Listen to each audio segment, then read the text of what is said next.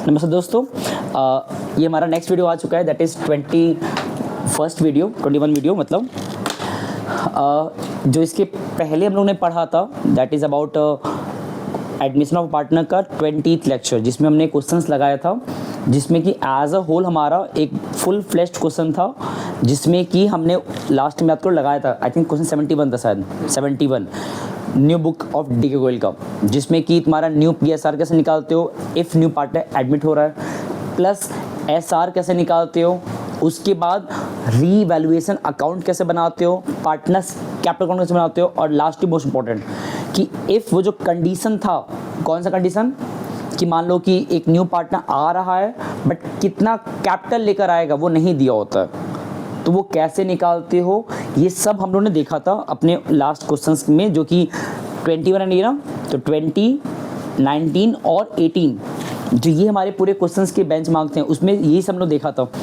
But अब एक काम करते हैं, मुझे पता है बहुत सारे स्कूल में एग्ज़ाम्स हैं, तो अब आगे क्वेश्चन लगाने के बजाय, हालांकि मुझे पता है मुझे admission of a chapter partner के चैप्टर का PYQs लगवाना है, बट उसको लगवाने से पहले क्यों ना ऐसा किया जाए कि अभी एक बार हम लोग पहले चैप्टर 3 जो पढ़ रहे थे, अभी फ़िलहाल चैप्टर 2 जो पढ़ चुके हैं, जो मैंने तुमसे स्टार्टिंग में भी कहा था दोनों आपस में क्या होते हैं, कनेक्टेड, तो क्यों ना इसका एक बार शॉर्ट रिवाइज किया जाए कि हमने टिल नाउ कितना डिस्कस किया टॉपिक्स इन 2 चैप्टर्स में, और कोशिश रहेगा चैप्टर 1 को भी कनेक्ट करें हम। 1 इसलिए बिकॉज 1, 2, 3 हमारा एक चला सीक्वेंस में है ना। चलो स्टार्ट करते हैं, और इसमें हम हो सकता है तुम्हें सवाल न लगवाएं, बट एक बार देख लो कि हमने टॉपिक्स कितना कवर किया है बीते 3 महीने से। चैप्टर 1 हमारा शुरू हुआ था 1 अप्रैल को, आज हमारा क्या है 8 जुलाई, मतलब नियर अबाउट 3 महीना 8 दिन बीत चुका है। बहुत जगह मैंने गैप भी किया था, वीडियोस अपलोड नहीं कर पाए थे हम, ये वीडियो खुद ही अपलोड हो रहा है 3 दिन के बाद, तो थोड़ा डिस्टर्बेंस था। तो ले दे के कह सकते हो कि हम लोग इस 3 महीने में जो 3 चैप्टर्स ऑलमोस्ट कवर कर चुके हैं, तो 90 डेज़ जो हमने पढ़ा टिल नाउ लगातार, उस पूरे 90 डेज़ में टॉपिक्स कितना कवर हुआ, क्योंकि देखो बोर्ड एग्ज़ाम के पहले तो बहुत कुछ पढ़ने वाले हो, अभी शुरुआत है सिर्फ, अभी तुमने सिर्फ पढ़ा है 3 चैप्टर्स, इसके आगे पार्टनरशिप में ही 2 चैप्टर बचे हुए हैं, retirement and death of a partner and dissolution of a partnership form, तब पार्टनरशिप खत्म होगा। 36 मार्क्स जो कवर करता है बोर्ड एग्जाम में 80 में से, फिर 24 मार्क्स का कंपनी वाला पार्ट भी आया, इसमें 2 चैप्टर्स थे, शेयर्स एंड डिबेंचर्स, उन 2 का पार्टनरशिप से कनेक्शन 0% है, मतलब कि वो एकदम न्यू सेपरेट चैप्टर होने वाला, फ्रेश चैप्टर होने वाला है, और वहाँ भी टॉपिक्स भर भर के हैं, लेकिन कनेक्शन तो है नहीं, तो मतलब वहाँ तुमको फिर से ढंग से पढ़ना पड़ेगा। जब वो खत्म होगा, जब तीसरे बुक में जाओगे, तो वहाँ भी तुम्हारा नियर बाई 6 चैप्टर्स हैं, उन 6 में से 2 चैप्टर काम के हैं सिर्फ, बाकी 4 सिंपल है, छोटे से हैं। जो 2 काम के हैं वो भी as long as shares, debentures and जो चैप्टर पढ़ो एडमिशन, इसके बराबरी के लंबे चैप्टर वो सब भी है। नाम क्या है उसका, अकाउंटिंग रेशियोज, जहाँ पे नियर अबाउट 18-20 फॉर्मूलाज है, उसके बेस्ड न्यूमेरिकल्स हैं, एंड एक लास्ट चैप्टर पूरे कोर्स का जिसका नाम क्या है, कैश फ्लो स्टेटमेंट, जो जब आएगा तो वहाँ बताएंगे। तो पढ़ने के लिए बहुत कुछ है, बेटर रहेगा आगे लगातार बढ़ने के बजाय अब एक बार शॉर्ट समरी पढ़ते हैं। हमने अभी तक टिल नाउ कितना क्या कवर किया है। शुरुआत करते हैं उन 2 चैप्टरों से जो कि कनेक्टेड थे प्रॉपरली, जिनका नाम क्या क्या था, और ये चैप्टर हमारा, ये लेक्चर हमारा बेसिकली रिवीजन कॉन्टेक्स्ट में रखे हैं, ताकि तुम लोग पहले एक बार देख तो लो कि हमने कितना कुछ कवर किया है। हो सकता है हम बोर्ड में बार बार चीज़ों को लिखें, जस्ट बिकॉज बोर्ड छोटा पड़ जाएगा, तो ध्यान सुनते हुए लिखते रहो, ठीक है ना। सबसे पहला हमारा चैप्टर क्या था, अगर चैप्टर 2 की बात करें पहले, तो change in profit sharing ratio amongst existing partners. जो भी हमारे पार्टनर्स पहले से हैं उसमें कोई न्यू पार्टनर नहीं आ रहा है, सिर्फ वो लोग क्या कर रहे हैं, अपने ओल्ड प्रॉफिट शेयरिंग रेशियो को कन्वर्ट करके एक नया रेशियो बनाते हैं। मैंने बताया पहले भी था क्यों बनाते हैं, बहुत से रीज़न हो सकते हैं, क्या पता किसी एक का ज़्यादा पैसा आ गया हो, उसने ज़्यादा पैसा इन्वेस्ट कर दिया हो, तो चाहता है उसको अधिक प्रॉफिट चाहिए, किसी ने ज़्यादा काम संभालना शुरू कर दिया तो वो क्यों कम पैसा रखे, ज़्यादा पैसा मांगेगा, तो रीज़न कुछ भी हो सकते हैं, दैट डजंट मैटर। रेशियो बदल रहा है, अगर चेंज हो रहा है तो हमने इस चैप्टर में क्या क्या चीज़ें कवर किया था वो पढ़ोगे, दोबारा बताएंगे भी क्या हमने कवर किया था। इसके अलावा जो चैप्टर हमारा 3 था जो भी चल रहा है, जिसका PYQ बचा हुआ है, इस चैप्टर 3 की जब बात करेंगे हम लोग, जिसका नाम क्या था, एडमिशन ऑफ अ पार्टनर, इन दोनों में बहुत ज़्यादा फर्क नहीं है, बस एक में क्या है, सिर्फ रेशियो बदलता है फ्रॉम ओल्ड टू न्यू, इतनी फ़र्क है, ज़्यादा इसमें कुछ होता नहीं है। लेकिन जब वहाँ की बात करते हैं, यहाँ तो इसमें सिर्फ चेंज हो रहा है रेशियो ओल्ड से न्यू की तरफ। इसमें क्या होता है, जो रेशियो होता है दैट इज़ ओल्ड रेशियो, वो बेसिकली उसमें हम कोई छेड़छाड़ नहीं करते हैं, बेसिकली ओल्ड रेशियो में कुछ ज़्यादा मूवमेंट नहीं हो रहा है, बट बिकॉज वहाँ पे एक एडिशनल या फिर कह लो कि न्यू पार्टनर आ जाता है, और जिसकी वजह से ओल्ड पार्टनर्स को अपने अपने शेयर्स में से देना पड़ता है उस न्यू पार्टनर को प्रपोर्शन।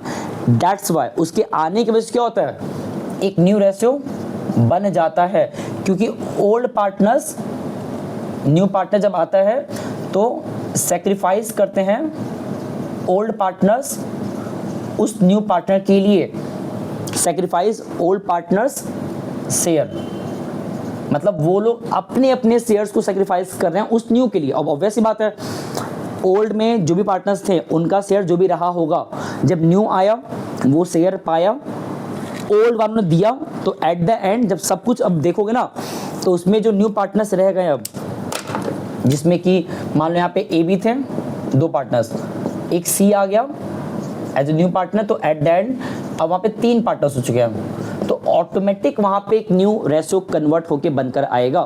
तो यहाँ भी तुम न्यू रेशियो, यहाँ तो बनाया दिया होता है न्यू रेशियो यहाँ पे, और ओल्ड दिया होता है, वहाँ पे तुमको NR निकालना पड़ता है, और उस NR को निकालते वक्त हमने यहाँ पे एक टर्म और पढ़ा था, उसका नाम क्या था, SR। ये SR क्या था, सेक्रीफाइसिंग रेशियो। इसका मतलब कि जो ओल्ड पार्टनर्स हैं वो बेसिकली उस न्यू पार्टनर के लिए किस तरह से अपने शेयर्स को सेक्रीफाइस कर रहे हैं, उसको निकालने का फॉर्मूला भी था।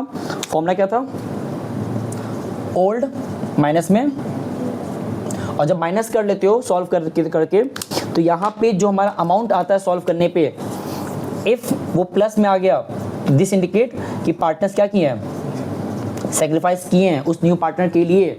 बट अगर नेगेटिव आ गया तो वो पार्टनर सेक्रीफाइस करने के बजाय गेन कर गए, जो कि आमतौर पर बहुत रेयरली होता है कि न्यू पार्टनर आ रहा हो और उसके आते वक्त ओल्ड वाले सेक्रीफाइस के बजाय गेन कर जाएं। दिस इंडिकेट कि मतलब वो ओल्ड पार्टनर तो थे बट वो भी गेन कर गए, मतलब किसी एक ओल्ड ने ज़्यादा सेक्रीफाइस किया होगा, किसी एक ओल्ड ने कुछ गेन कर लिया, और जो न्यू पार्टनर आ रहा है वो तो गेन वैसे भी करेगा, उसको तो फ्री फंड का शेयर मिल रहा है, बस वो क्या लेकर आएगा।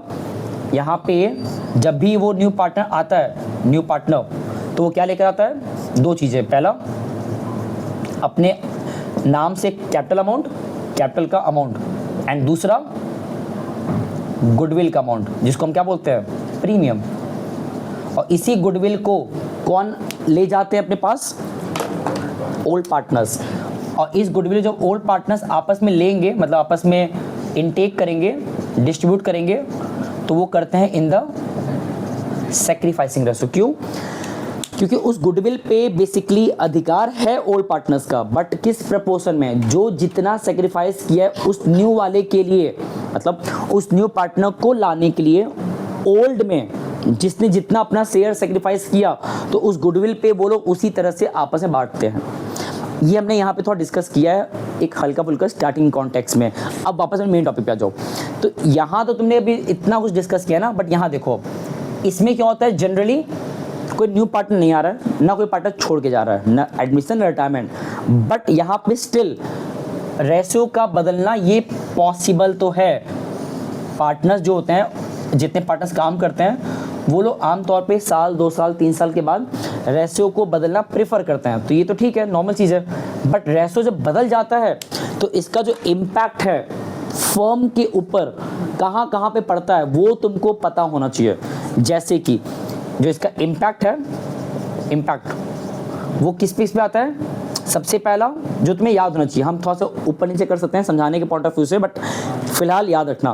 पहला क्या है, जब भी रेशियो बदलेगा सबसे पहला इम्पैक्ट तो यही है कि जितने पार्टनर्स हैं सारे पार्टनर्स बेसिकली आइदर सेक्रीफाइस करेंगे और गेन करेंगे। हालांकि सिर्फ सेक्रीफाइस करें या सिर्फ गेन करिए पॉसिबल नहीं है। रेशो बदलने पे ओल्ड पार्टनर्स बेसिकली आपस में जब रेशो बदलते हैं ना तो कोई एक सेक्रीफाइस तो कोई दूसरा गेन करता है, तो इस तरह से होता है और ये इक्वल अमाउंट में होता है। तो मतलब ये जब होगा, और कैसे याद करोगे ये कि कौन गेन कौन सेक्रीफाइस किया, सेम फॉर्मूला कि अगर रेशो बदल रहा है और पता लगाना है कि उस रेशो के चेंज की वजह से कौन से पार्टनर्स गेन किए कौन से पार्टनर सेक्रीफाइस किए हैं, तो कैसे पता लगाओगे, सिंपल है। जो फॉर्मूला था that is old ratio minus में न्यू रेशियो, सिंपली सॉल्व करो और सॉल्व करने पे जब प्लस में आएगा दिस इंडिकेट सेक्रीफाइस किया उस पार्टनर ने, अगर माइनस में आ गया तो दिस इंडिकेट पार्टनर गेन किया है। और ये माइनस करने का प्रोसेस हम लोगों ने बहुत बार लगाया है। जो मेरा लास्ट सवाल था 20 लेक्चर में 71 क्वेश्चन नंबर, वहाँ भी तुमको मैंने माइनस करके दिखाया था कैसे माइनस करते हैं और कैसे चेक करते हैं कि कौन प्लस एंड कौन माइनस किसका आ रहा है। बट बात यहाँ ख़त्म नहीं हो रहा है। जब ये काम कर लेते हो कि पता लगा लेते हो तो इसके बाद जो हमको पता लगाना होता है ऑन द स्पॉट वो क्या है, जब भी रेशियो चेंज होगा तो एट दैट मोमेंट फर्म का अपना जो खुद का होता है गुडविल, जिसको हम बोलते हैं सेल्फ जनरेटेड गुडविल। ये क्या है, गुडविल का जो अपना खुद का क्रिएटेड है, मतलब जैसे फर्म स्टार्ट हुआ पहले दिन, आज उसका पहला फर्स्ट डे है, तो अभी उसका गुडविल 0 रुपये है। भाई अभी तुम्हारा फर्म आज स्टेब्लिश हुआ, तुम जाके मार्केट में बेचो अपने गुडविल को, सॉरी फर्म को, तुम्हें कोई पैसा एक्स्ट्रा देगा नहीं तुम्हारे फर्म के नाम पे, बिकॉज अभी तो स्टार्ट हुआ है। बट तुम्हारा फर्म मानो चल जाएगा 10 साल तक, जब 10 साल चलेगा मार्केट में, अब तुम जब बेचने जाओगे तो जितना तुम्हारे एसेट्स एंड लायबिलिटीज़ का पूरा वैल्यूएशन करके अमाउंट आएगा फर्म का, मान लो आया 8 लाख रुपया, बट बिकॉज तुम 10 साल फर्म को चला चुके हो तो तुम उस 8 लाख से अबव 2 लाख 3 लाख जो भी मन करेगा बढ़ाकर मांग सकते हो। तुम चाहो तो 12 लाख मांग सकते हो। फिर जो जिससे तुम मांग रहे हो वो वेरीफाई कर लेगा थोड़ा बहुत कि भाई क्या हम इनको 4 लाख एक्स्ट्रा दे कि ना दे। जब अगर वो तैयार देने के लिए तो उस 4 लाख जो एक्स्ट्रा दे रहे हैं वो अपार्ट फ्रॉम लायबिलिटी एसेट्स को इग्नोर कर दो तो भी 10 लाख का एसेट्स 2 लाख का लायबिलिटी माइनस किए कितना आ गया 8 लाख, दैट वो अमाउंट तो मिलेगा तुमको। 4 लाख एक्स्ट्रा मांग रहे हो तो जो एक्स्ट्रा मांगे दैट इज योर गुडविल, जो आमतौर पे फर्म्स मांगती हैं। तो लेकिन यहाँ पे जब रेशो बदलता है तो तुम उस गुडविल को कैलकुलेट करते हो अपने सेल्फ जनरेटेड गुड, जो मैंने 4 लाख भी एग्जाम्पल तौर पे दिया, उस अमाउंट को मोस्टली फर्म्स क्या करती हैं रेशो बदलने के टाइम पे खुद से कैलकुलेट करते हैं। तो उसको हम यहाँ पे बोलेंगे सेल्फ जनरेटेड गुडविल, जिसको हम कहते हैं वैल्यूड गुडविल। उस वैल्यूड गुडविल को फर्म क्या करता है, जब रेशो बदलता है पार्टनरशिप फर्म में, रेशो प्रॉफिट शेयरिंग रेशो, तो हमको इसको कैलकुलेट करना होता है। और इसी कैलकुलेशन के लिए हमने टोटल याद करो 5 मेथड पढ़ा है। अगर तुम्हारे क्वेश्चन में ये वर्ड पहले ध्यान देना, मैंने वर्ड का लिखा हुआ है, अगर तुम्हारे क्वेश्चन बना बनाया वैल्यूड गुडविल दिया है तो काम तो आसान हो गया। और इसका साइन क्या होता है, प्लस, ये भूलना मत। और नहीं दिया है तो निकालना पड़ता है। और हमारे पास 5 फॉर्मूले हैं, याद है कौन से? पहला था और वो मोस्ट इंपॉर्टेंट था एवरेज प्रॉफिट मेथड, मतलब हम इस मेथड के थ्रू अपना गुडविल निकाल सकते हैं। और ये जो मेथड है पहला वाला that is average profit method, ये मोर एक्सेप्टेबल है। क्यों? क्योंकि इसमें तुम क्या करते हो, अपने पास्ट के 3, 4, 5 सालों के प्रॉफिट्स का एवरेज देखते हो, मतलब वो ट्रेंड देखना चाहते हो, ट्रेंड, एक सीक्वेंस देखना चाहते हो कि हमारे फर्म किस तरह से चल रहा है प्रॉफिट के कॉन्टेक्स्ट में। जैसे एग्जांपल दे रहा है, एक फर्म मान लो 2026 चल रहा है, 22 में प्रॉफिट कमाया करीब 80 लाख प्रॉफिट कमाया, मतलब बिजनेस में जो भी उसने सामान खरीदा बेचा अबव 80 लाख कमा रहा है वो, सब कुछ बेचने खरीदने के बाद 80 लाख प्रॉफिट कमा रहा है, इनकम अर्न होता। 2023 आया वहाँ 90 लाख कमाया, 2024 आया 70 लाख कमाया, 25 आया 1 करोड़ कमा लिया, थोड़ा और बढ़ गया, मतलब नियर बाई उसी के आसपास भटक रहा है, उस 80 लाख 70 लाख 1 करोड़ और 90 लाख के आसपास। 26 में भी अब उसको अनुमान है कि 1 करोड़ के आसपास तो कमा ही लेंगे, चाहे हम चलाएं बिजनेस को या हम किसी और को बेच दें या वो चलाए बिजनेस को, तो 1 करोड़ का अर्निंग तो होगा उस बिजनेस चलाते वक्त 26 के भी इस साल में, तो वो प्रॉफिट होगा। मतलब बस बिजनेस करने की देरी है 1 साल तक, 26 के पूरे एंडिंग तक। तो मतलब तुम उस 1 करोड़ को बेसिकली अपना एवरेज गुडविल कह सकते हो। हालांकि मैंने ये एक सिंगल नंबर दिया, तुम उन 3-4 साल के प्रॉफिट्स को एग्रीगेट करके एवरेज निकाल लो, तो वही उसी एवरेज के नियर बाई तुम्हारा प्रॉफिट इस साल का बनेगा। और वो प्रॉफिट क्या एक तरीके से एक्स्ट्रा इनकम है जो तुम्हारे बिजनेस के थ्रू मिलेगा तुम्हें, या तुम जिसको बेच दोगे अपना बिजनेस को वो कमाएगा फिर। तो हम उसी एवरेज को बेसिकली गुडविल के तौर पे ले सकते हैं गुडविल निकालने के लिए। गुडविल होता क्या है? हमारे फर्म का एक्स्ट्रा वैल्यू मार्केट में जो होता है, हमारे एसेट्स लायबिलिटीज को अगर साइड कर दे तो उस मोमेंट पे हम एवरेज प्रॉफिट मेथड के थ्रू, मेथड नाम है एवरेज प्रॉफिट मेथड, इस मेथड के थ्रू हम गुडविल निकाल सकते हैं। फॉर्मूला क्या है? जो भी एवरेज प्रॉफिट हमने निकाला बस ये मल्टीप्लाई से कर दो। अब मान लो मुझे ये फील आ रहा है कि मेरा वो जो अर्निंग इस साल अनुमान है होने का करीब करीब 1 करोड़ रुपीस, ये अर्निंग मुझे आने वाले 3 साल तक होने का उम्मीद है। मतलब मेरे फर्म को हम चलाएं कोई दूसरा चलाए, मुझे उम्मीद है ये 1 करोड़ का प्रॉफिट से 26 में नहीं आएगा, ये 1 करोड़ का प्रॉफिट नियर बाई इसी के आसपास का प्रॉफिट 2027-2028 3 साल तक उम्मीद है यही प्रॉफिट को अर्न करने का, अगर सब कुछ सही रहा तो, मतलब कहीं से कोई डिस्टर्बेंस ना आने पाए, तो इसी के इर्द गिर्द प्रॉफिट हमारा बनता रहेगा। तो जब तुमको अनुमान हो तुम्हारे प्रॉफिट को कितने साल तक होने का एक्सपेक्टेशन है, उसको बोलते हैं परचेज ईयर, जो क्वेश्चन में हमेशा दिया होता है। नहीं दिया 1 मान लो, बट नॉर्मली दिया होता है। तो एवरेज प्रॉफिट निकालो, sum of all the profit upon number of years, and तुम्हें परचेज ईयर मेंशन होता है, और जो भी मल्टीप्लाई करने पे आएगा that will be your actual goodwill of the firm. ठीक है, जैसे मुझे पता है कि भाई मेरे फर्म का प्रॉफिट जो 1 करोड़ आएगा वो आने वाले 3 साल तक आ सकता है, बस मेरे बिजनेस के नाम पे, चाहे बिजनेस हम चलाएं कोई और चलाए। तो हम क्या करेंगे, जिसको मैंने फर्म बेचा हम उस पर्सन से 3 साल तक के अमाउंट का पैसा मांग लेंगे। 3 साल का जो प्रॉफिट बन सकता है उस बिजनेस के थ्रू, हम उस पैसे को आज ही मांग लेंगे जिसको हम फर्म बेच रहे हैं उनसे। तो जितना प्रॉफिट आएगा 1 साल का एवरेज प्रॉफिट इंटू 3 कर दो, वो आज गुडविल अमाउंट आ जाएगा। इस तरह निकालते हैं। ये गुडविल कैसे निकलेगा? फर्म का कौन सा वैल्यू? वैल्यूड, जो कि सेल्फ जनरेटेड है, मतलब ये तुम्हारा अपने फर्म का सेल्फ गुडविल अमाउंट है। इसी तरह जब और आगे बढ़ोगे, नेक्स्ट क्या आता है? Super profit method. इसके थ्रू जब गुडविल निकालने की बात आती है तो फॉर्मूला क्या था? फॉर्मूला क्या था? जब यहाँ गुडविल निकालते हो तो फॉर्मूला क्या है? Super profit into purchase year. ये सुपर प्रॉफिट क्या है? अबव, जो हमने एक्स्ट्रा प्रॉफिट अर्न करते हैं अपने काम को करके। मतलब एक मशीन है, तुम उससे फॉर एग्जांपल अर्न कर सकते हो 50,000 रुपये का प्रॉफिट, बट तुमने अपने एक्स्ट्रा एफिशिएंसी से 60,000 का उससे रिटर्न ला ले रहे हो सेम मशीन से। मतलब वो मशीन कोई और भी इस्तेमाल कर रहा है बट तुम उससे अधिक रिटर्न निकलवा पा रहे हो अपने एफिशिएंसी से। तो जो एक्स्ट्रा निकलवा पा रहे हो that is your profit, goodwill amount. तो सुपर प्रॉफिट, सॉरी, तो उसी सुपर प्रॉफिट मल्टीप्लाई कर दो 25 ईयर से, हमारा बनता है गुडविल। तुम्हारे लिए काम की बात क्या है?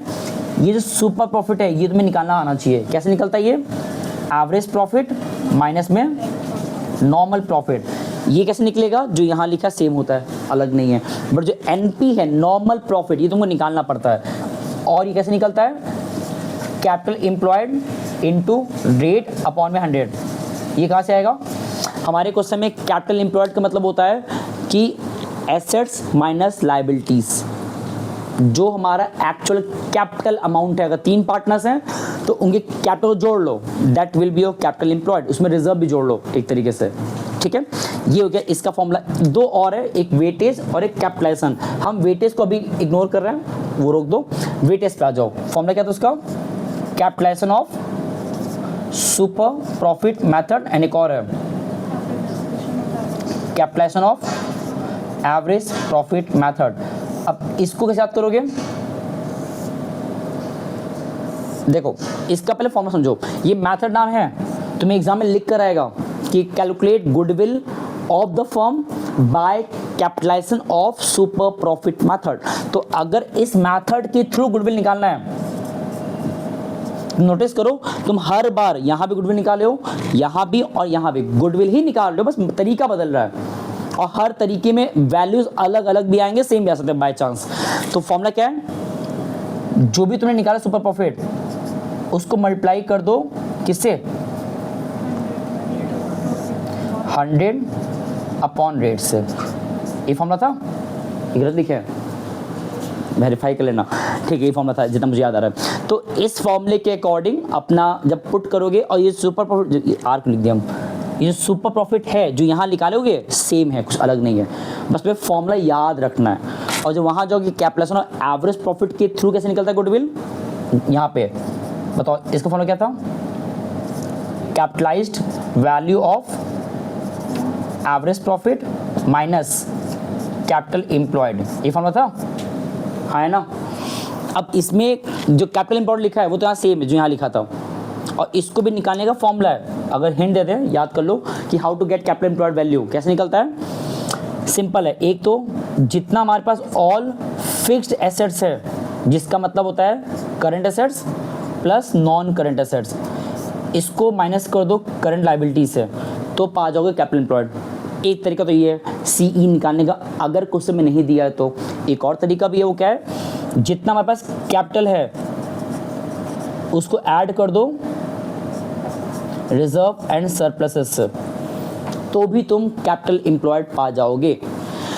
यहाँ तो मिल जाएगा, तो मेरा ये अमाउंट तो मिल जाएगा। हमारा बचा क्या, ये कैसे निकलेगा, capitalised value of average profit, ये कैसे निकलेगा। तो इसका भी फॉर्मूला सिंपल है, क्या है, ये निकलता है average profit into 100 upon rate करके। एवरेज प्रॉफिट जो यहाँ निकाले हो वही सेम वहाँ पे, कुछ अलग नहीं है, रेट क्वेश्चन में दिया होता है। तो ये सब हम क्यों डिस्कस करें फॉर्मूलाज दोबारा तुम उससे, क्योंकि जब क्वेश्चन लगाते हो गुडविल निकालने की बात जब आती है, क्योंकि जब रेशो बदलता है तो उस क्वेश्चन में, उस चैप्टर में तुमको ये पढ़ना पड़ेगा। कौन सा टॉपिक, गुडविल हमारे वैल्यूड का जो अमाउंट होता है फर्म का सेल्फ जनरेटेड वाला, वो तुम्हें निकालना आना चाहिए। तो ये मैथड्स हैं।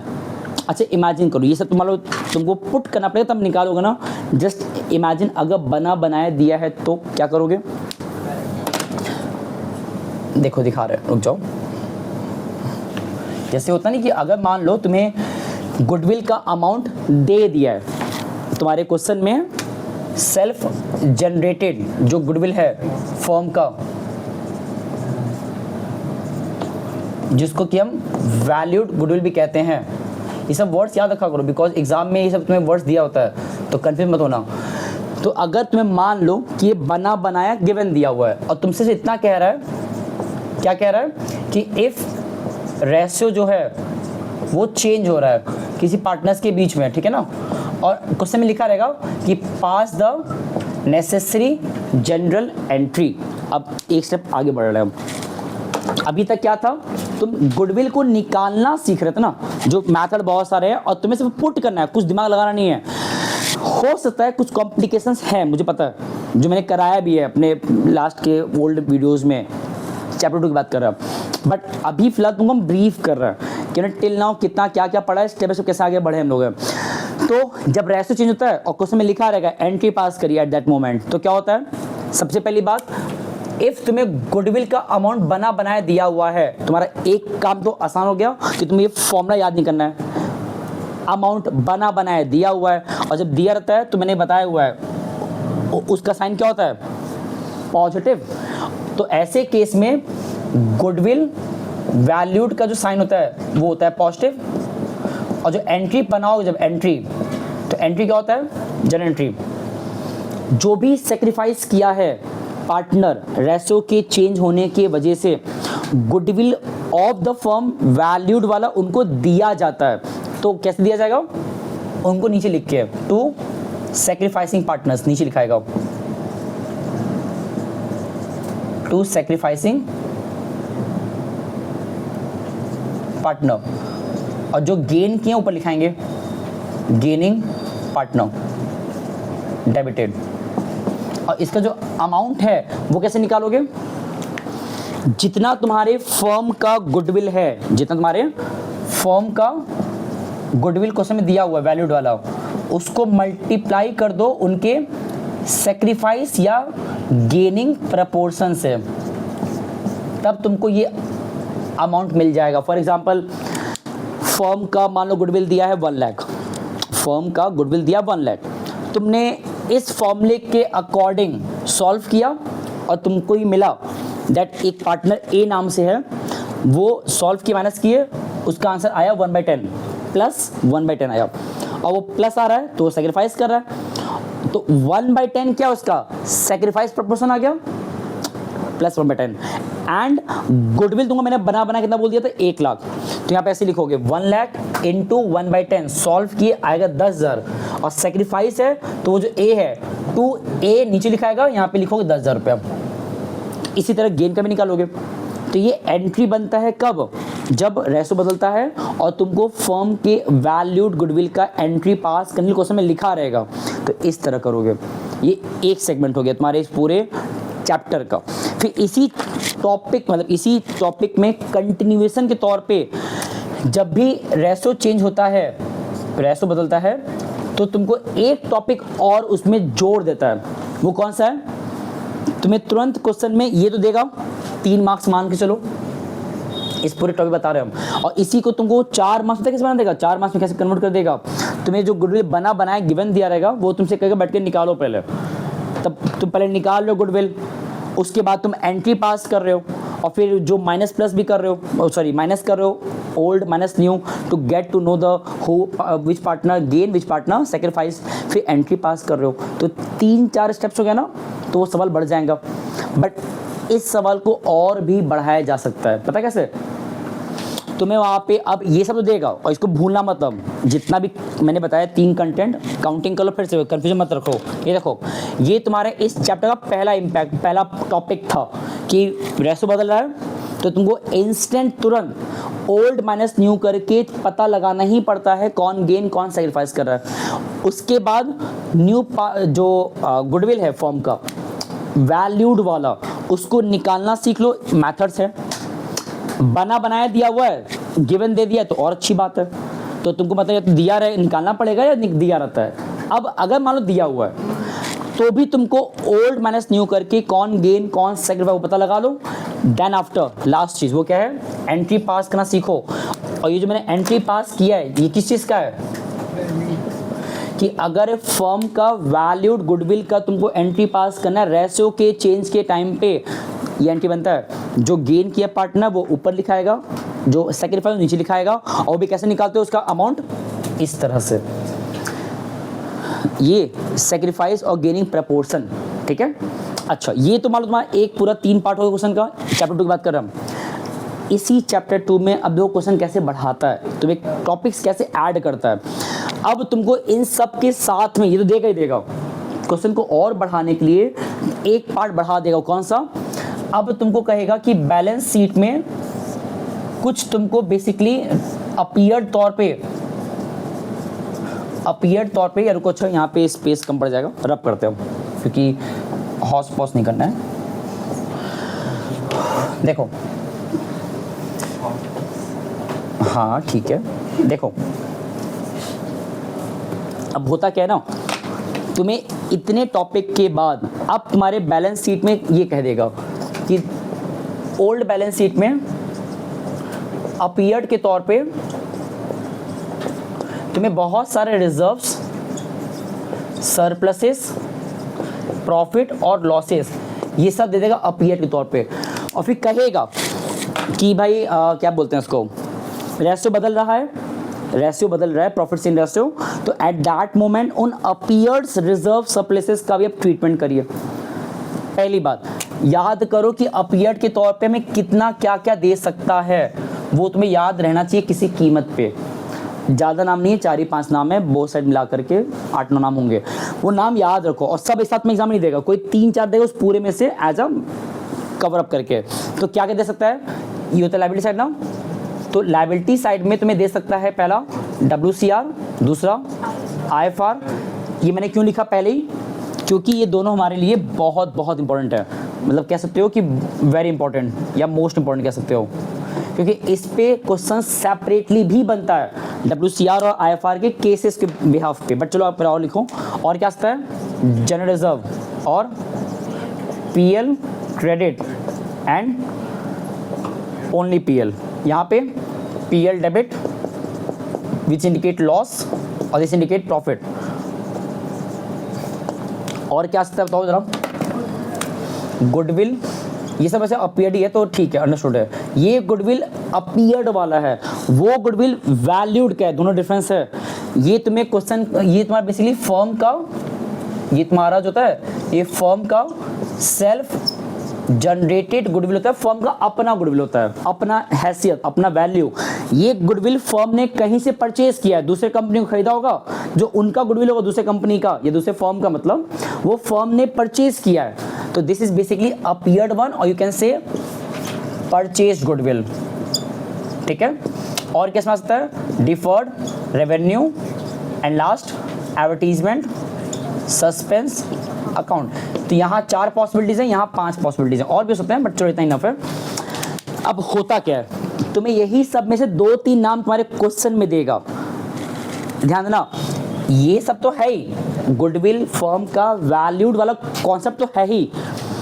तुम्हें क्वेश्चन में कैसे तुम्हें ट्रिक कर रहा है, इन सब के बजाय तुमको अब एक्स्ट्रा में ये कंटेंट दे देगा, रिजर्व सरप्लस और प्रॉफिट लॉस अपीयर तौर बैलेंस शीट के अंदर, और कहेगा कि भाई इनका भी ट्रीटमेंट करिए।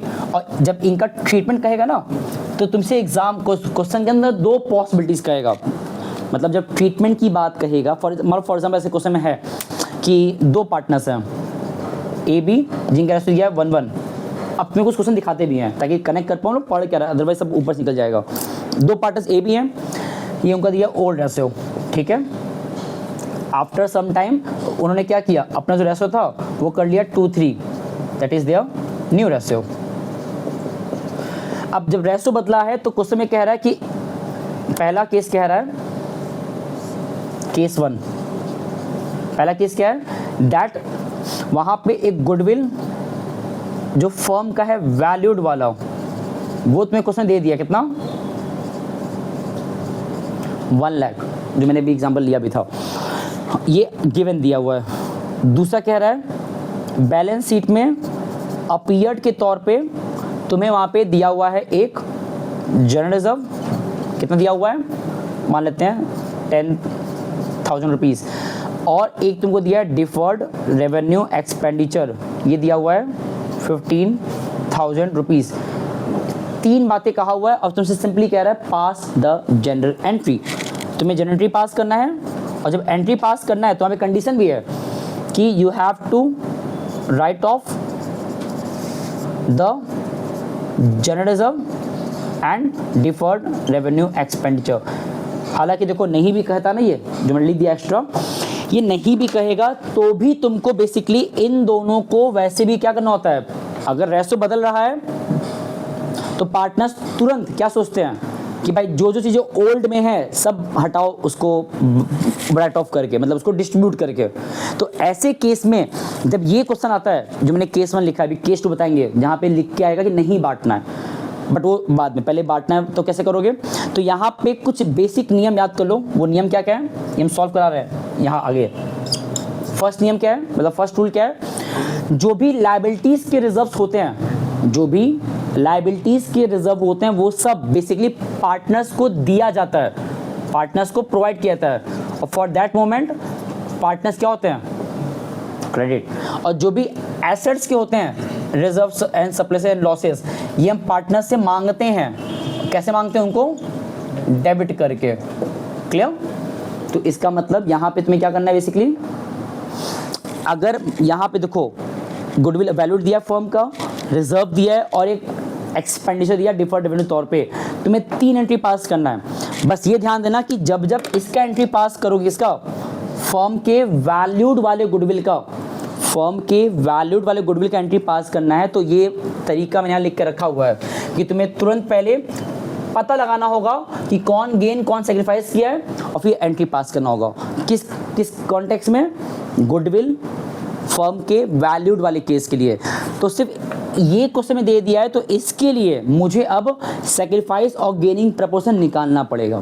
तो कैसे निकालें, फॉर्मूला लिखा हुआ है, ओल्ड मिटा दिया मैंने, ओल्ड माइनस न्यू करके। तो यहाँ पता लगाओ, अगर ए का चेक करते हो कि क्या ये गेन किया कि सेक्रीफाइस किया है, गेन और सेक्रीफाइस क्या किया है, ये अगर पता लगाना, फॉर्मूला क्या था, ओल्ड माइनस में न्यू, ये फॉर्मूला था।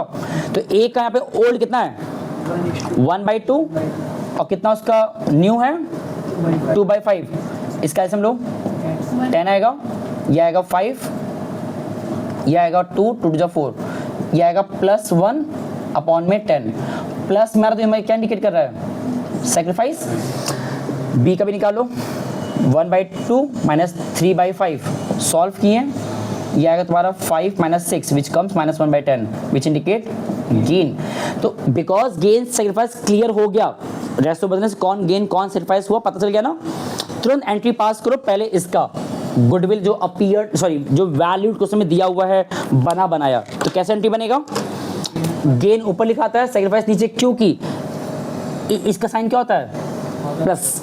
तो एंट्री जब बनाओगे तो यहाँ पे ऊपर कौन आएंगे, तो इसका फर्स्ट एंट्री क्या हो जाएगा, ऐसे लिखोगे बी कैपिटल कौन डेबिटेड टू ए, तो एंट्री बनाना। अब इसके बाद यहाँ पे तुम्हें इसका अमाउंट निकालना पड़ेगा, जो मैंने लिख के रखा फॉर्मूला ना, ये भी फॉर्मूला लिखा हुआ है इधर। तो फॉर्मूला क्या है, जितना गुडविल था इनटू जितना उन्होंने गेन या सेक्रीफाइस किया है, मल्टीप्लाई कर दो और सॉल्व कितना ही आएगा। तो हमने बेसिकली ये इसका एंट्री पास कर दिया। अब कौन सा बचा है, रिजर्व्स एंड सरप्लस जो नीचे दिया है, 2 एक्स्ट्रा दिया ना, इतने में से 2 ही मैंने लिखा है फिलहाल। तो पुट करो एक एक करके, पहले इसका करते हैं जनरल रिजर्व का। ये कहाँ हमारा लाई करता है, लायबिलिटी में, और लायबिलिटी में जो भी होता है वो तुम पार्टनर्स को क्रेडिट करके डिस्ट्रीब्यूट करते हो, और राइट ऑफ मतलब वही तुम्हें बांटना है, नहीं भी कहेगा तो भी अंडरस्टूड है कि बांटना है ही। कैसे बांटोगे, पार्टनर्स को क्रेडिट करना है, कौन से पार्टनर्स, जितने पार्टनर पे थे मौजूद, कितने पार्टनर्स हैं, और ये सब जब बांटने की बात आएगी ये सब बढ़ता है पार्टनर्स में इन द न्यू से मतलब नहीं होता है।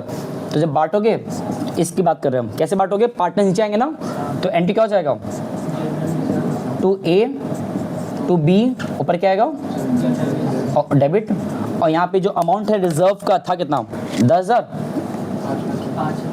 इसको बांटना है इक्वली।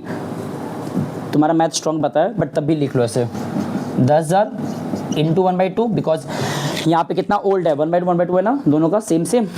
यहाँ कितना आएगा 10,000 इंटू 1/2, दोनों को मिलेगा 5,000 5,000। तो ये तो तुमने बांटा भी रिजर्व को। अब आखिरी हमारा क्या है, बुक का डेट नहीं है, लास्ट हमारा क्या है, डिफर्ड रेवेन्यू एक्सपेंडिचर जो यहाँ पे आता है, और जो यहाँ के रिजर्व्स होते हैं वो हम पार्टनर्स को डेबिट करके उनसे मांगते हैं। तो डेबिट करो इस बार, तो एंट्री क्या हो जाएगा, A debited B debited to deferred revenue expenditure, कितना अमाउंट है, अब दिखाओ 15,000। इसको भी बांटो in the old ratio only, हाँ 7.5 लिख दे डायरेक्टली, चलो ठीक है। ये तुम लोग तब करोगे जब क्वेश्चन में लिख कर आएगा कि बांटना है, और ये क्वेश्चन 3 नंबर का था और तुम्हें एग्जैक्ट ऐसे करना है, दैट्स इट। बट अब आते हैं केस 2 पे, सेम सवाल ले जाएगा, सेम सवाल लेंगे हम, बस मतलब क्या चेंज करेंगे हम, उसमें लिख कर आएगा do not distribute both of them, नहीं बांटना है। इसके पहले क्या तुम बांट रहे थे ना, ये तो एकदम सेपरेट कॉन्सेप्ट था, गुडविल वैल्यूड वाला तुमने यहाँ सीख ही लिया था।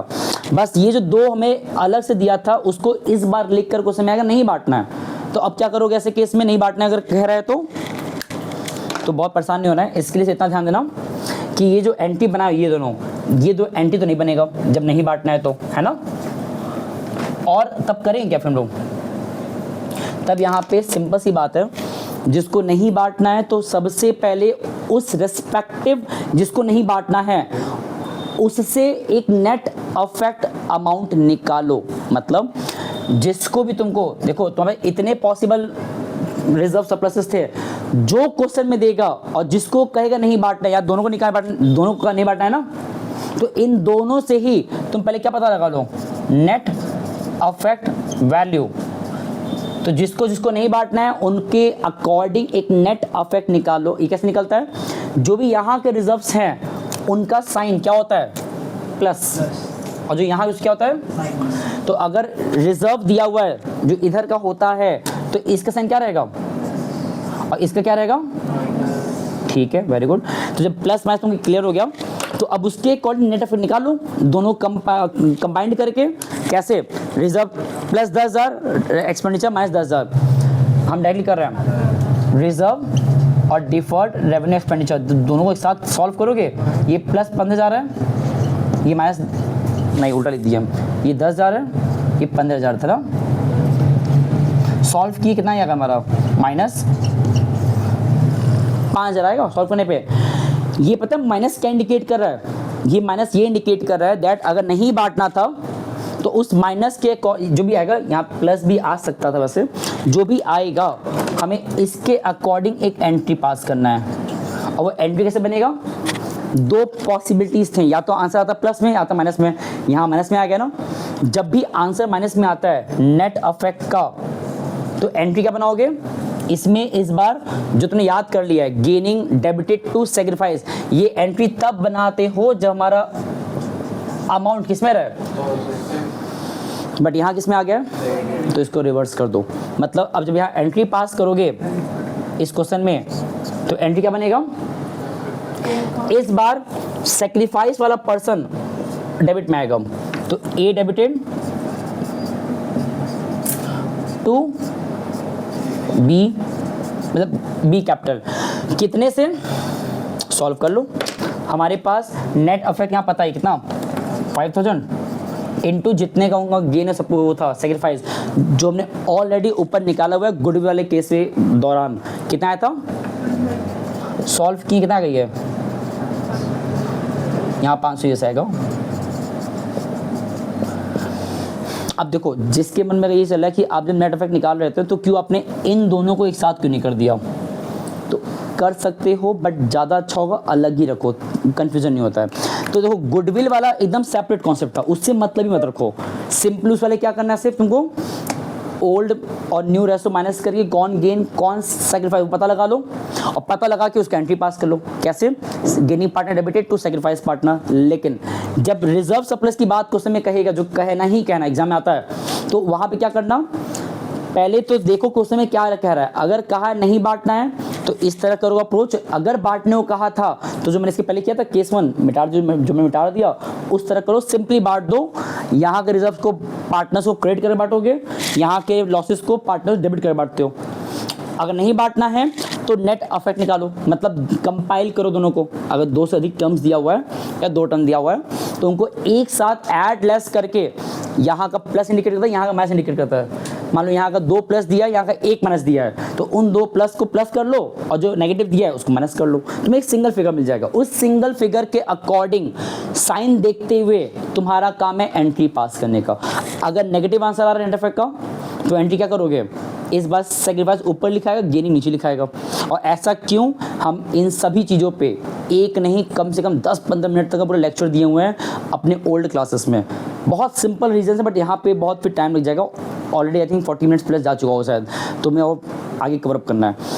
ये ध्यान देना कि ये चीज़ें आता है तुम्हारे एग्जाम में, श्योरली आता है। हाँ, लेकिन एक आखिरी चीज़ इस पूरे टॉपिक के कॉन्टेक्स्ट में ये है, इन दोनों पे जितना हो पाए बहुत अच्छे से इस पे काम कर लो। WCR IFR का जो केसेस है जो नोटबुक में अवेलेबल है, आई थिंक WCR का 4 केस है, IFR का 5 केस है। 100% तुम्हारे बोर्ड एग्जाम में, तुम्हारे स्कूल के एग्जाम में आता ही आता है, कोई एक में जरूर आएगा। तो इस पे काम करना बहुत सिंपल है, कुछ नहीं कहा है तो सीधा बांट दोगे, अगर कंडीशन रहे तो कंडीशन को ध्यान में रखते हुए बांटोगे, इतनी फ़र्क है। हाँ, ये जब सब कर लेते हो तो इसके बाद तुम्हारा आता है वो अप्रोच, उसका नाम याद है, रीवैल्यूएशन अकाउंट। याद आ रहा है, वो ज़्यादा इंपॉर्टेंट क्यों, क्योंकि उसका कनेक्शन सीधा फिर कहाँ जाकर जुड़ रहा था, चैप्टर 3 में भी आया था ना। तो पहले इतना ध्यान से देखो, इसको हम सेव कर, वो पहले करेंगे, रब करेंगे हम। चलो देखो, तुम लोग के लिए जो एक और टॉपिक था चैप्टर नंबर 2 का, उसके पहले नाम क्या है, रीवैल्यूएशन अकाउंट, एंड दूसरा पार्टनर्स कैपिटल अकाउंट। ये टॉपिक तुम्हारे बोर्ड एग्जाम में भी बहुत बार आया हुआ है 6 नंबर के लिए। और इतना जान लो कि अगर तुम लोग का इस पे कमांड नहीं है तो स्ट्रॉन्ग पॉसिबिलिटीज है तुमको दिक्कत करेगा चैप्टर 3-4 पढ़ते वक्त, क्योंकि एडमिशन ऑफ अ चैप्टर जब पढ़ोगे, जो हम अभी पढ़ भी रहते हैं, जो चैप्टर खत्म होने के आधार पे था, वहाँ पता है अच्छी बात क्या है, ये टॉपिक वहाँ पे एज इट इज़ पूरा है। कैसे, देखो ये हम लोग पता है कब बनाते हैं, रीवैल्यूएशन लेजर। ये लेजर है, इसका एंट्री बन सकता है, बट फिलहाल हम इसको पढ़ेंगे लेजर कॉन्टेक्स्ट में। होता क्या है कि ये टॉपिक में हम लोग देखते हैं कि जब भी पार्टनर्स अपने प्रॉफिट शेयरिंग रेशियो को चेंज करते हैं तो they prefer to alter the book value of all the liabilities and assets जो कि फर्म में रहते हैं। रेशियो बदल रहा है तो जिस तरह वो रिजर्व सरप्लसेस को डील कर रहे हैं, या तो बांट ले रहे हैं या उसको एडजस्ट करें नहीं बांट करके, तो उसी प्रकार वो बेसिकली एसेट्स लायबिलिटीज के लिए भी सोचते हैं। क्या सोचते हैं?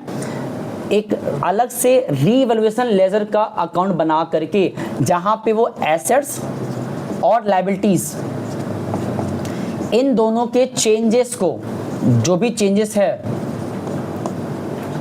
उसको यहाँ पे लेके आते, चेंज अमाउंट। जैसे फॉर एग्जांपल एक मशीन है, वो 50,000 का था, वो हो गया 40,000, चेंज कितने से हुआ? 10,000 से, वो यहाँ पे आएगा। एक क्रेडिटर है, वो 1 लाख का था, वो बढ़कर हो गया 1,20,000, तो बढ़ गया 20,000 से, तो वो यहाँ पे आएगा। तो बट कैसे और कहाँ जाएगा याद कैसे करोगे? ये जो रिवैल्यूएशन अकाउंट है ये हमारा एक टाइप का क्या होता है? नॉमिनल अकाउंट होता है, जिसमें क्या होता है कि जब जब एक्सपेंसेस कुछ होगा वो यहाँ पे आएगा और इनकम होगा तो इधर जाएगा क्रेडिट साइड में। और एक बात, एक्सपेंस के तौर पे क्या हो सकता है? अगर हमारा कोई एसेट्स डिक्रीज हो रहा है या कोई लायबिलिटी बढ़ रहा है तो इधर आता है। कोई एसेट्स अगर इंक्रीज हो रहा है जो कि इनकम इंडिकेट करता है, या लायबिलिटीज घट रहा है स्टिल वो इनकम इंडिकेट होता है, तो यहाँ पे आता है। ये सब पुट करने के बाद जब बैलेंस करोगे, नॉर्मली बैलेंस यहाँ आता है सॉल्व करने पे। उस बैलेंस को हम बोलते क्या है बताओ? इस बैलेंस को हम बोलते हैं प्रॉफिट, जो कि हम लोग बेसिकली पार्टनर्स में बांट देते हैं इन द ओल्ड रेशियो। ठीक, लॉस भी आ सकता था, जो कि यहाँ लॉस आता है मोस्टली। हालांकि लॉस तुम्हारे क्वेश्चन में भी ना भी आए, बहुत रेयरली आता है, बट मोस्टली प्रॉफिट आता है। ये सीखे रहो, क्योंकि इसमें गलतियां अगर किए तो तुम्हारा बेवजह मार्क्स जाएगा। बहुत सिंपल होता है। देन आफ्टर जब बनाओगे पार्टनर्स कैपिटल अकाउंट, इसके तुरंत बाद जो तुम्हारे क्वेश्चन में आता ही आता है, ये क्वेश्चन, ये हम लोग चैप्टर 2 चल रहा है ना रिवीजन तौर पे। अब मैंने जो कल पढ़े थे, कल के पहले लेक्चर में, तो वहाँ पे जो हम लोग पढ़ रहे थे रिवैल्यूएशन एंड पार्टनर्स कैपिटल, वही चीज़ है, कुछ बदलेगा नहीं। जब ये बनाते हो तो इसमें तुम नॉर्मली क्या करते हो? जितने हमारे पार्टनर्स हैं हम उनका नाम लिखते हैं। जितने पार्टनर, हमारे 3 पार्टनर्स हैं, तो ABC, अगेन ABC, ओके। लिखने के बाद यहाँ पे तुमको बेसिकली लाना होता है 4 चीज़ें। याद करो, वहाँ भी मैंने 4 कहा था ना, क्या क्या था याद दिलाओ? पहला, उन पार्टनर्स का बैलेंस अमाउंट जो कहाँ आता है? बाई साइड में आता है, इधर आता है मतलब, ठीक है। दूसरा, जो भी तुमने रीवैल्यूएशन का प्रॉफिट या लॉस निकाला है, अगर प्रॉफिट है तो इधर जाएगा, लॉस है तो इधर जाएगा, मतलब अपोजिट साइड लेके जाते हो तो वो लेके आओगे। तीसरा, जो भी बैलेंस शीट में अपीयर्ड के तौर पे रिजर्व, सरप्लसेस या प्रॉफिट लॉस क्वेश्चन में दिया होता है, जिसका तुमने भी एंट्री सीखा है कि अगर लायबिलिटी को रिजर्व दिया हुआ है तो पार्टनर्स को देते हो क्रेडिट करके, यहाँ का डेबिट करके उनसे मांगते हो। यही चीज़ अगर तुमको डायरेक्टली लेजर में लाना है तो कैसे करोगे? सिंपल ट्रिक है। लायबिलिटी वाला रिजर्व जो लेफ्ट साइड में है वो आएंगे इधर, राइट साइड अपोजिट आएंगे।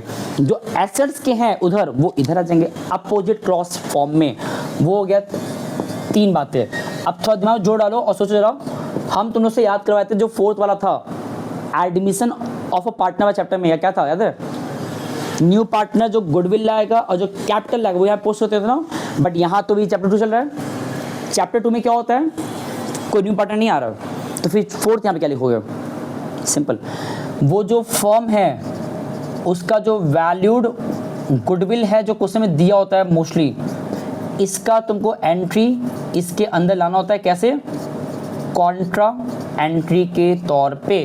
फॉर एग्जाम्पल, अभी तुमने यहाँ पे एंट्री पास किया था दैट मान लो कि A सेक्रीफाइस किया था, B गेन किया था, तुमने क्या लिखा था? B capital account debited to A लिखे थे ना। तो उसी दोनों जो गुडविल के एंट्री बनाए थे, फर्म के वैल्यूड गुडविल का जो एंट्री पास किए थे, गेनिंग और सेक्रीफाइस के फॉर्मेट में, गेन डेबिट में, सेक्रीफाइस क्रेडिट में, उसी को तुमको यहाँ पोस्ट करना होता है कॉन्ट्रा एंट्री में। इस तरह से मान लो लिखा हुआ है A डेबिटेड टू B, तो जो B नीचे लिखा है वो यहाँ पे आएगा, और अमाउंट जाएगा ए वाले में, जो बी डेबिट में था वो यहाँ आएगा और अमाउंट जाएगा ए वाले में। तो इस तरह कॉन्फिडेंट बनाना पड़ता है। ये सब जब कर लेते हो, चारों पार्ट कर लेते हो, ये चारों, तब जाके तुम्हारा फाइनली फिर इसका बैलेंस निकलता है। किसका?